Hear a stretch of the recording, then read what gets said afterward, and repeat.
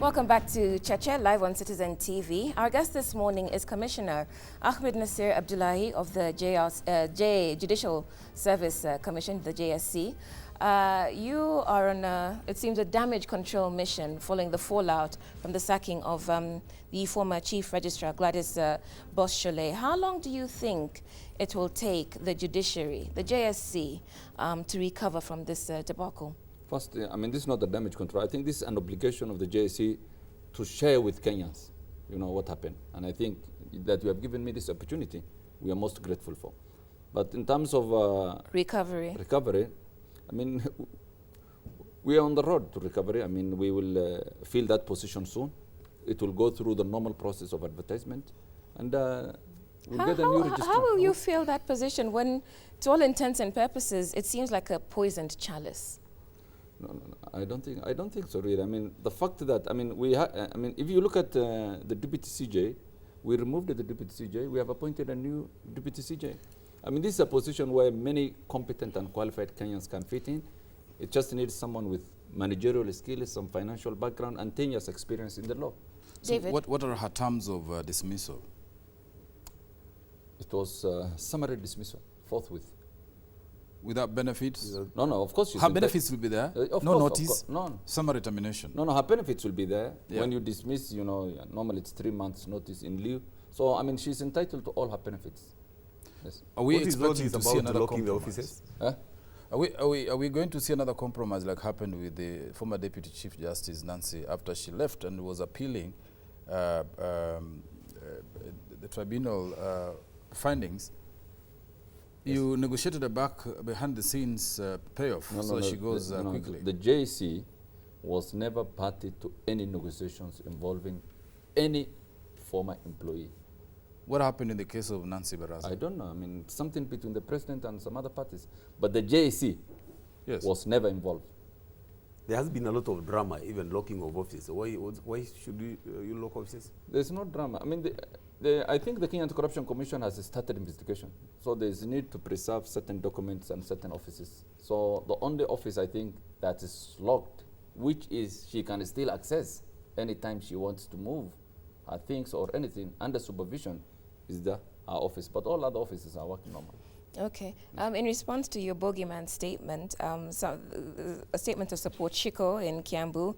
Ahmed, you are our hero. Kenyans don't like people who root out corruption. You saw what they did with PLO Lumumba of the Anti-Corruption Commission.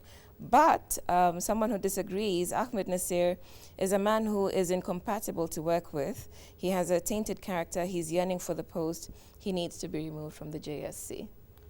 Well, you see, I've said many times, I don't want a job in the judiciary, and I will never take a job in the judiciary. So, yeah, I mean, if I become So the question then is, why are you still so interested in continuing to serve on the JSC? It doesn't pay that well. You are fabulously rich by my knowledge. Why are you clinging on to this job and it's bringing so much controversy? But apart from just the passion for reform, is there something, perhaps, you can hold a job that has no remuneration, but it has power hidden behind it, influence, and that's what people accuse you of. Why don't they, you see, I'm not the only commissioner that represents the Law Society. My colleague Florence Mwangangi is a lawyer. She is senior to me. She was in school before me, and she represents me.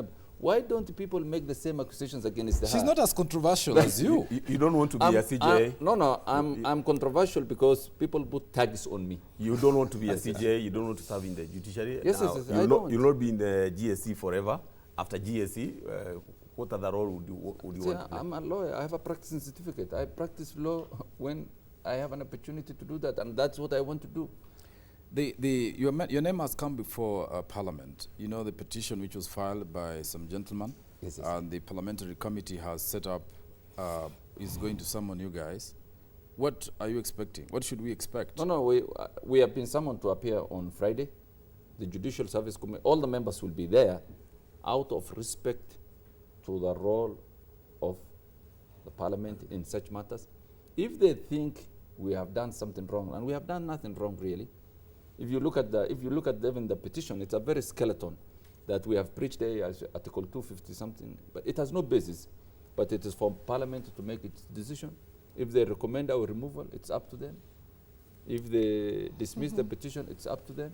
Okay. I mean, that's their call. Some of our viewers are commenting, and I think picking up on David's observation that you seem to be speaking fairly respectfully here, but on social media you're not as respectful, to the extent which you called Mrs. Cholet, a grown woman, a girl, and you. Figuratively, I was speaking as figuratively, not literally. Really? Yes, yes. In what sense? I mean, figuratively. Like when you say a poor child, girl I'm not using girl as literal.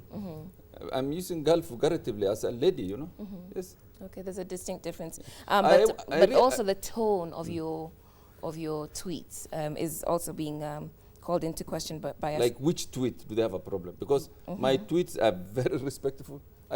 But you follow okay. me. We don't have to tell you the tweets. You know which ones have attracted fire. Like You know which it, one? and you have responded to some of them. Actually, calling Mrs. Cholet a poor girl, but also, I believe a Citizen TV journalist asked you a question about the allegation of corruption or impropriety over the Court of Appeal in Mombasa, Yes. and you dismissed it. No, actually he was very unfair to me. I think it was late in the day. I was driving. I think it was around 7 o'clock. I was driving. I told him, I will call you back. Then I saw a tweet. I look at my tweets actually when I'm driving because there's so much jam in Nairobi. Then I saw him still asking this question. Then I told him, ask a more sensible question. But I found it unfortunate that he could make that a news item. I think that was most unethical.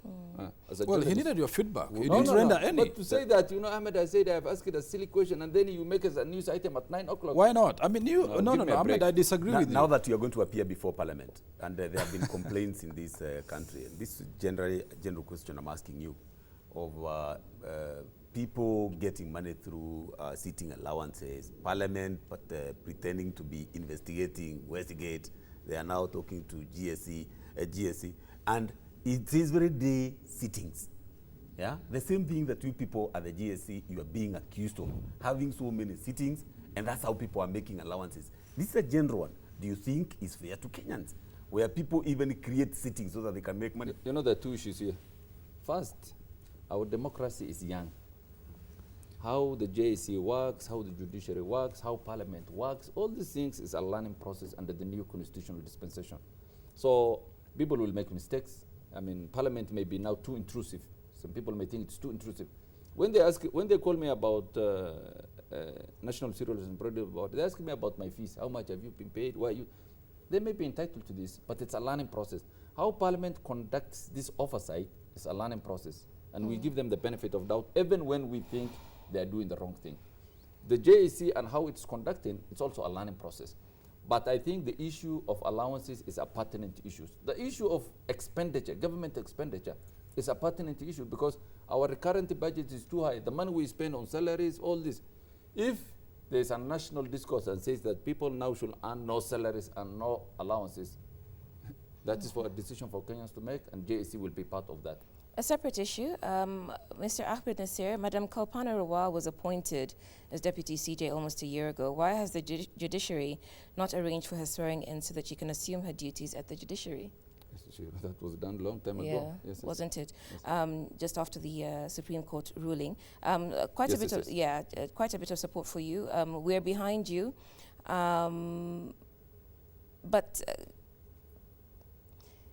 Sorry, I just lost the question. Ahmednassir and the commissioners are not being fair to Kenyans and to Cholet. A boardroom investigation, determination and judgment. We want a public inquiry, like what they did to the judges and magistrates. You're interested in controlling the billions. Be public, please. So the two issues about the privacy, but also, as you said yourself, there's a lot of money coming the judiciary's way. And there are those who believe that Cholet's troubles have to do with access to the contracts that will ensue from this. Yes, you see there are two processes in the judiciary. When you are dealing with a judge, the process is more rigorous and more difficult. And even the JSC does not have powers to remove a judge. There must be a tribunal appointed by the president, then that tribunal recommends, and that tribunal can sit in open, and they set in process. But when you are dealing with a person who does not have security of tenure like Cholet, it's not as difficult as the other one. So, but still you must take us through due process as we have done. And that is the process we have taken, and that's the process that led her to her dismissal. in terms of controlling millions, actually it Billions, is actually. billions, yes. It is to the credit of the members of the Judicial Service Commission that when she went open on all kinds of accusations, there is not one contract she could say that, you know, there's the tender for supply of ink or papers that I've given to Ahmed or I've given to Gladys, or there is the tender of, I mean, But these things are a lot more sophisticated, aren't they? no, but I'm saying, you know, I mean, Is it- she has blown up things, you know. So if she had anything on me, for example, she will not have spared me. She will have said, you know, Ahmed and there is that tender we gave, he made that money. Emily, there was that tender, she made money. Lenaola, there was that she could not point one tender in which a commissioner has dipped his finger on, shows the level of property the Judicial Service. Well, But okay, it could have, talk about the it couldn't have been Yes. want for trying, because, you know, presumably her argument is that she stopped and any, you know, where there was an interest. Encroachment. Yes, an Yes, encroachment. the on the Mam- work let that me she- explain the right. Mombasa. Yes. The Mombasa is not in our budget. The Mombasa, she told me that there was a property belonging to the Postal Corporation. You know GBO Mombasa? Yes. That the judiciary wants to buy that. So I told her, when did we even make a budget for that? Because it costed about 900 million. When did we make a proposal or a budget that the judiciary wants to acquire? You know how many acres of free land the judiciary owns next to the Mombasa High Court? 5 acres. Why don't you build 900 million with that land? We have the old Mombasa courts. Why don't you refurbish? So there are all these issues. But the point I'm making is that despite all these billions, I mean, look at CMC. CMC, we paid them about 600 million shillings for Land Rovers. There's not one commissioner's name you will hear that he has taken a kickback. DT Dobi, I think it shows the level of property the Judicial Service Commission members were working. Okay, David, we're Commissioner- winding up, yeah. Commissioner, something very interesting. You're talking about billions, but the other day it was all over that our courts are invested with rats and cockroaches and all that. Yet we are spending billions and billions of shillings, the amount of money that we are talking about. These changes that we have. No, in I the agree with judiciary, you. I agree with you. The problem of the judiciary, there was lack of infrastructure. For example, you go to Mandera, even the magistrate court has no way to sit. You go to Lodwa, that has been a major problem. But there's a huge budget we have.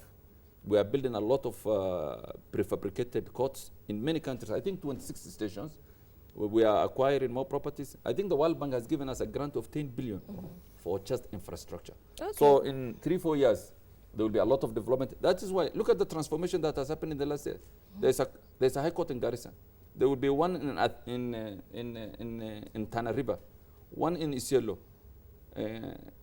Kajiado, Lodwa. Everywhere in this country, we are taking justice closer to the people. No, that's an history, and she mentioned that Yes. when she was here. We've been given a bit more time, so can you tell us a bit more about how you intend to bring justice closer? I believe there was a 3-year plan for devolution of justice to the counties, and then there was a plan for high courts in every county headquarter, and then lower courts to be cascaded. Yes, I mean, look at, for example, the election petitions that used to take 5 years plus. Yes, all of them were concluded in 6 months, you know, and you know, the parties know who is the MP and this. I think that's one. It shows one of the, you know, the positive signs of reforms. And the Court of Appeal also now, I mean, all the appeals have been had in the various courts. The Court of Appeal is in Kisumu, it's Malindi, Mombasa, it's in Nyeri. You don't have to come to Nairobi to hear your appeal. So in terms of access to justice, the JSC and the Chief Justice have done remarkably well. And also the magistrate courts. We are opening magistrate courts in places where people have not seen magistrate court for so long, especially in the north and also in upper, you know, these sides of Lodwa, Kitale, those sides.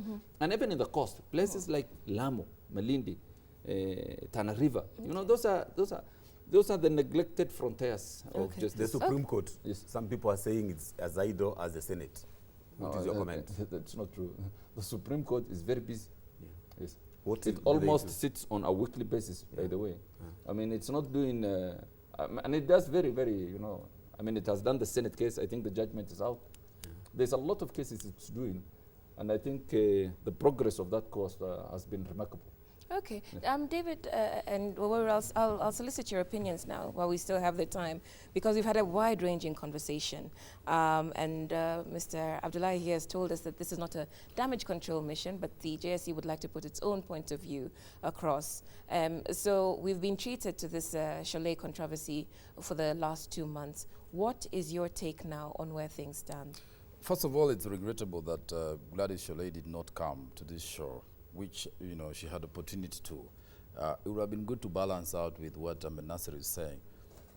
I tend to share to the larger extent what Ahmednassir is saying about, you know, the issues. And I think, in my view, that Chalet did not handle this. I would have loved to see an opportunity where she discusses the accusations against her, but she's been clinging on to technical things and procedural things. You know, the right guys to try me, you know, the guys to investigate me. So to that extent, I think a lot is going to be left in the public domain, differing views on a matter that should have been settled pretty fast.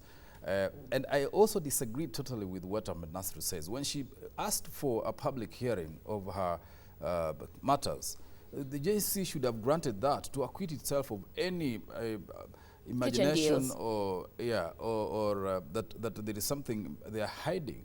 That will live along, you know, it will keep going.